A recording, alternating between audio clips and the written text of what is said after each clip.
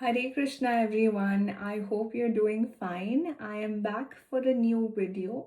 Yesterday we discussed about spirituality in the most simple terms. Today we are going to start with the chapter 1 shlok 1 of the Bhagavad Gita, and each day we are going to do one shloka at a time. Okay, let's make this easier for all of us to understand. We'll not try to overwhelm with too much of information, right? So let's go one step at a time. So the first chapter is about observing the armies on the battlefield of Kurukshetra. Now, Kurukshetra was the war place where Mahabharata, the war, uh, took place 5,000 years ago. Now, what happens is um, Dhritarashtra was the father of Kauravas, okay? And he was blind. He was not able to see, right? He was blind from birth. So what happens is he has a companion called Sanjay. Now Sanjay um, has the duty towards the king, who was Dhritarashtra, and he has to be answerable to the king. So here Dhritarashtra is asking a question to Sanjay. Now Sanjay uh, was the eyes of Dhritarashtra. He would explain and hear everything and translate it for Dhritarashtra to be able to understand what is happening around, right? So Sanjay was blessed with divine vision so that he was able to see what was happening in the Kurukshetra, war, as in what was happening in the war field. And he could hear everything by staying in Hastinapur, which was the kingdom of Dhritarashtra. So what happens is, now Pandavas and Kauravas were the ones fighting each other. Pandavas were in the side of righteousness, that is justice, and Kauravas were in the side of unrighteousness, that is the evil, right? So here Dhritarashtra asks in the first shloka, which says, Dhritarashtra uvacha Dharmakshetre Kurukshetre Samvetayuyutsavah Mamakaha Pandavaschaiva Kim Kurvat Sanjaya, which says,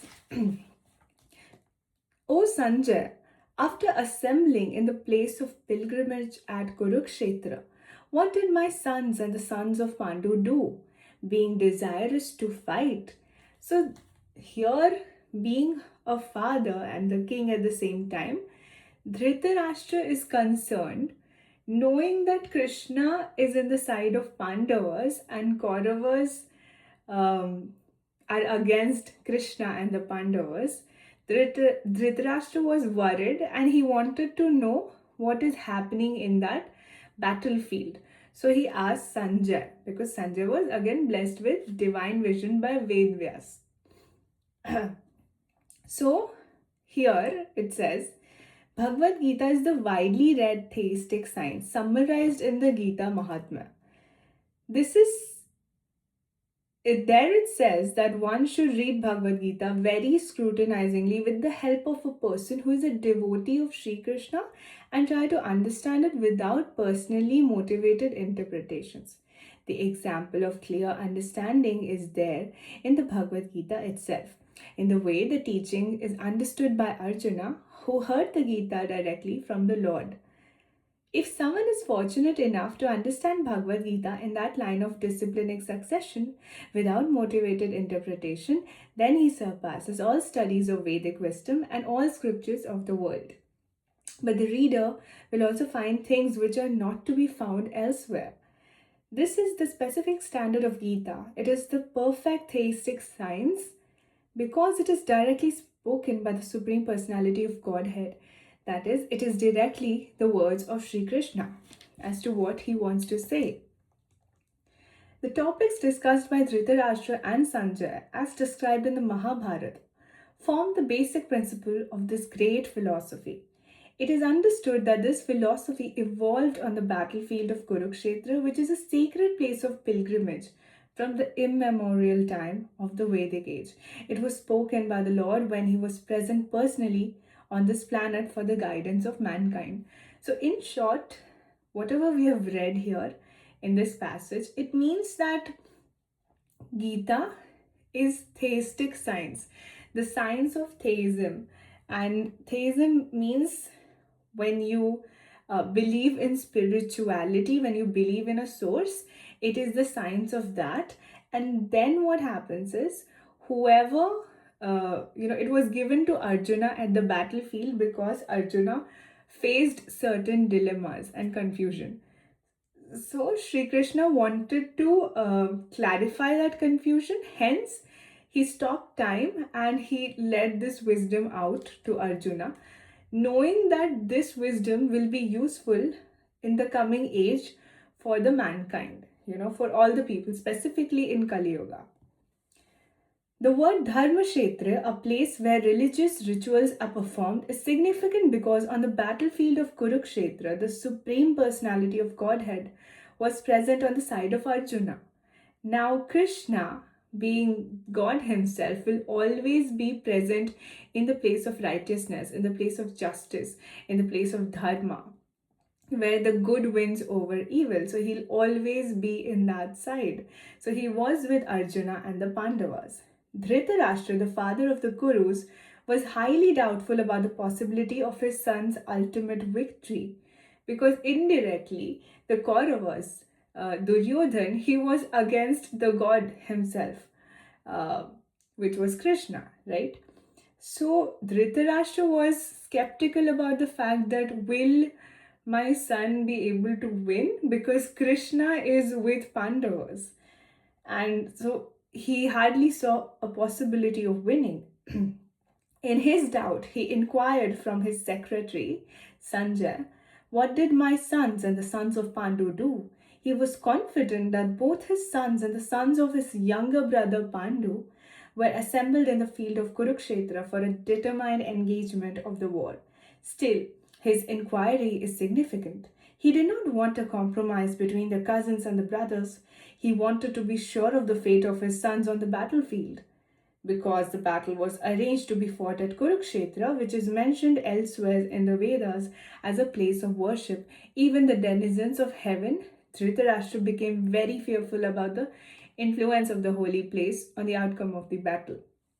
Now, what happens is, Sanjay is the secretary of Dhritarashtra, and Dhritarashtra wants to know that he wants to know that what is actually happening in the battlefield, because he somewhere deep down he is scared. He knows that his consciousness knows what the truth is, where the righteousness is. So he is scared, right? So he asks Sanjay, and then what happens is,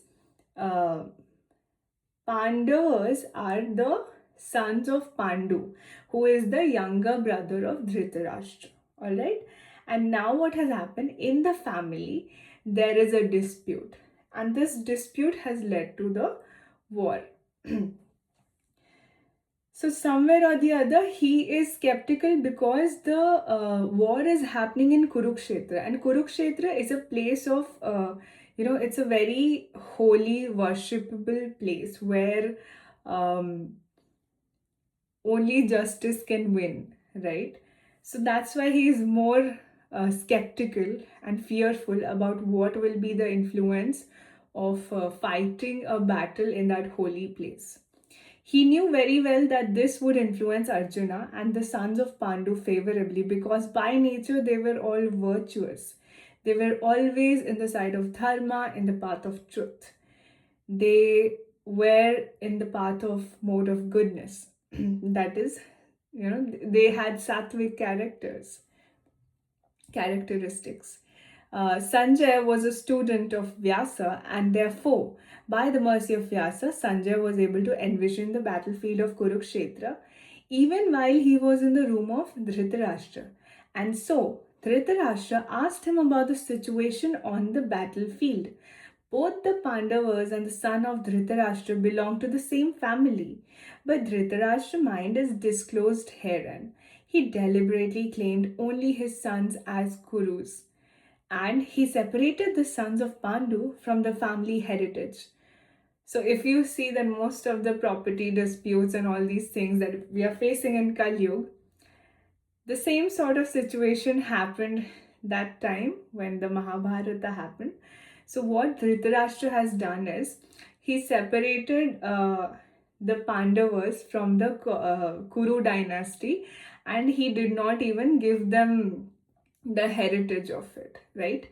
So one can thus understand the specific position of Dhritarashtra in his relationship with his nephews, the son of Pandu. As in the paddy field, the unnecessary plants are taken out, so it is expected from the very beginning of these topics that the religious field of Kurukshetra, where the father of religion, Shri Krishna, was present, the unwanted plants like Dhritarashtra's son, Duryodhan, and others would be wiped out, and the thoroughly religious persons headed by Yudhishthira would be established by the Lord. This is the significance of the words Dharmakshetra and Kurukshetra apart from the historical and Vedic importance. So what happens is when he did not involve them under the dynasty and tried to take away everything from them in, what do you say, in blinded by the love of his son, and he was so blinded that he forgot what was righteous and what was wrong. Okay, and he kept supporting his son in the evil deeds. Okay, and then what happens is also they had a lot of greed. Okay, his son wanted everything, Duryodhan wanted everything for himself, and he wanted the whole Kuru dynasty for himself. So they tried to do everything in power to throw the Pandavas away from that dynasty and own it all. Be the head of, be the king of that state. So what happens is here, if you see, a lot of this happens in today's generation, right?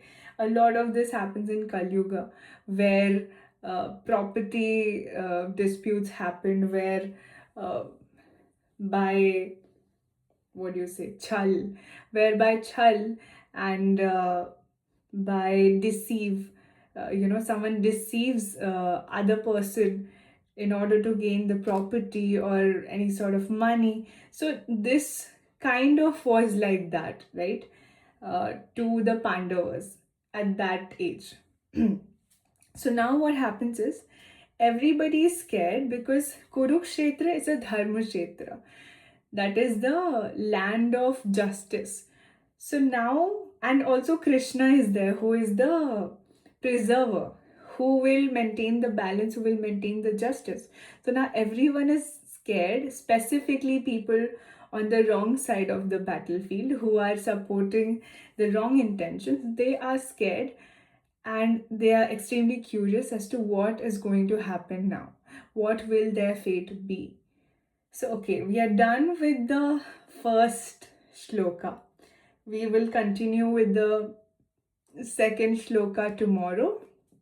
Until that time, I hope you understand a little bit of what is happening in the introductory part. And if you haven't yet ordered your Bhagavad Gita, then what are you even doing? Please, please, please order your Bhagavad Gita so that this way we can do it together, right? And till then, take care of yourself. I hope this learning journey is fun for both of us and also imparts a lot of wisdom that helps us in our lives. And till then, may Lord Shri Krishna bless you and Hare Krishna.